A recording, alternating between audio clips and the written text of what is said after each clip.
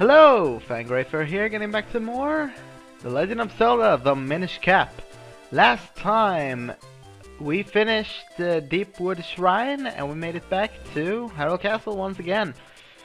If the rupee count looks different, that is because I had to replay. I forgot to save last time. Go me. Either way, let's move on.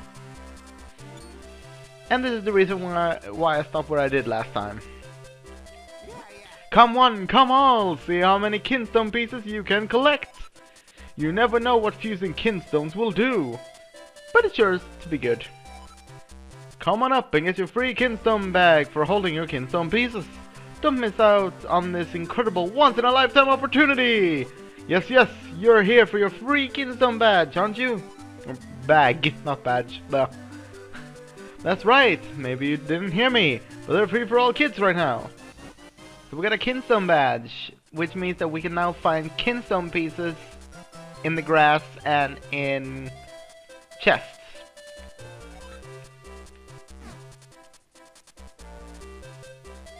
Fitting two kinstone pieces together is called kinstone fusion. If you get two pieces to fit together, great happiness will come your way. I'll put a kinstone piece in your kinstone bag so you can give it a try. Anyone who's ready and willing to fuse kinstones will look like I do right now. When you see that look in their eyes, that's when you press the L button. Use the D-pad to choose the kinstone piece and press A to try fusing it.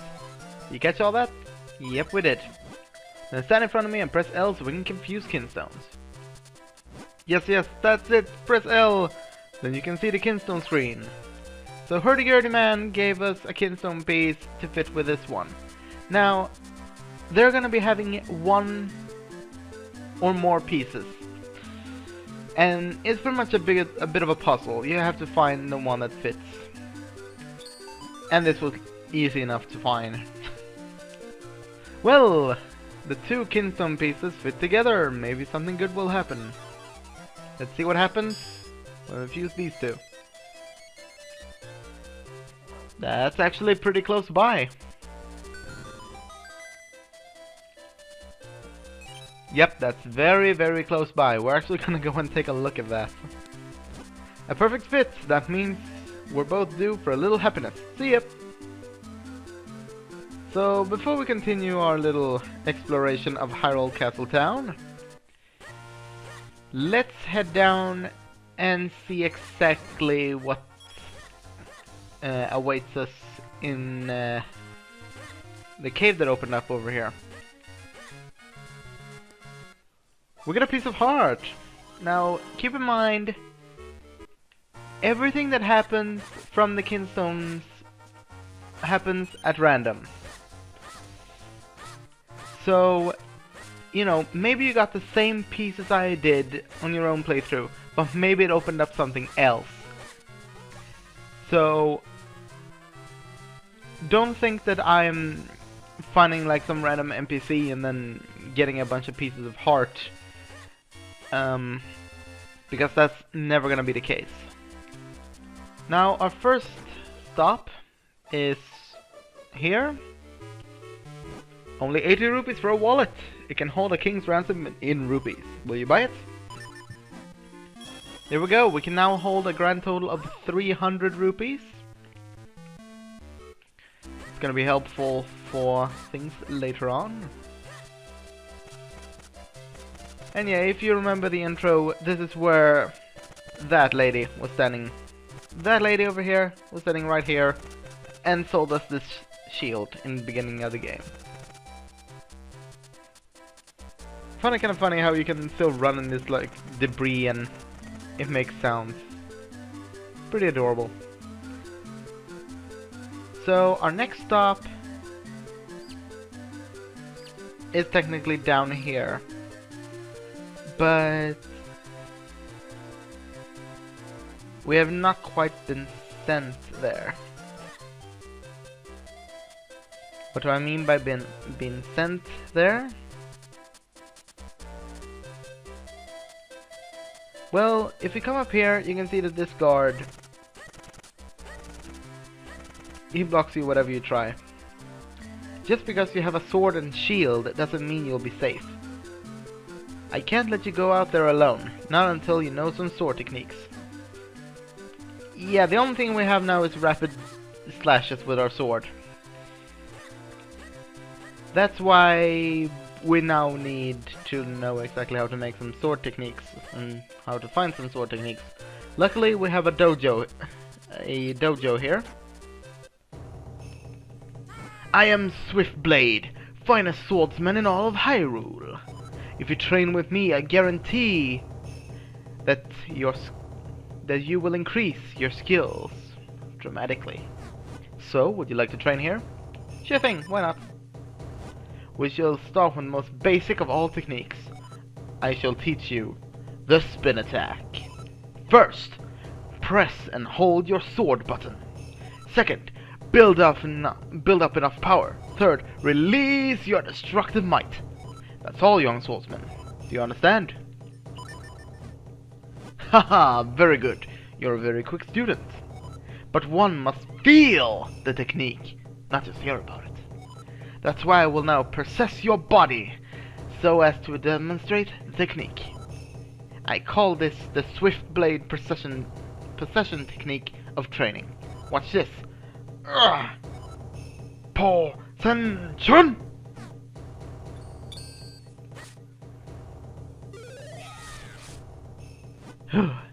Now you must try it yourself.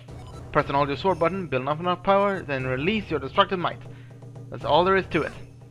So, we press the sword button and hold it. Hear that familiar tune and sing the sparkles of a sword. And release. Yes, fine work. You're a quick study. I will now give you this tiger scroll. If you ever forget this technique, I don't know how you would, you can review it with this scroll. You may view it anytime from the quest status screen. So we learned the secret spin attack technique.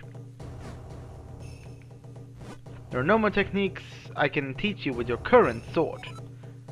Come again when you have a new sword in hand. I would recommend that you talk to each of the dojo masters, because then you know exactly what you need to do to get to your next technique. Now, this is pretty funny. This guy, it took me forever to see that that's just a headband and the rest of his hair. When I was a kid and played this, you know, as a wee little pup kid, whatever you want to call it, I thought that was a boulder on his head. I thought he got a boulder on his head from the debris and didn't really care about taking it off. Yeah. So we have Anju down here. Oh no, this is horrible. My cuckoos have gone out. Can you catch them for me? Try to catch 2 of them within 25 seconds. So we can't leave town or enter any buildings. Luckily this early it's only 2 of them. But the time will never change. That means that you might have to catch a grand total of, I don't know, 3 or 4 of them within 25 seconds. This golden one is a douche, because he will break away from your grip. Meaning that if you want to catch him, you need to do it fast. Thanks, here's your reward. We got 10 mysterious shells, and we got 30 rupees for it. This can be a great way for you to actually grind money should you have the, I almost said the decency, but should you have the,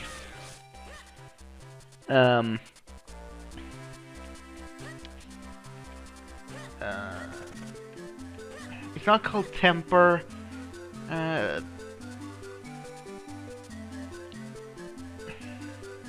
I just can't find the word right now.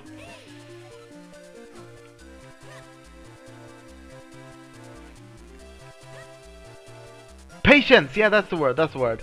Should you have the patience for it, you can easily gain a lot of money through Anju's little side questing. Ho ho! So you have learned the spin attack. It's still dangerous, but maybe you can handle it. Well, Let's see how you do. Show me that spin attack. And while you're at it, cut up the sword. Cut up the postman. Yeah, that's the one. But there are monsters out there, kid. You make sure you're careful. This is a kitsune. I just love how they don't have more than one tail. But it's pretty cool. Now, first things first. Go down here. And bomb.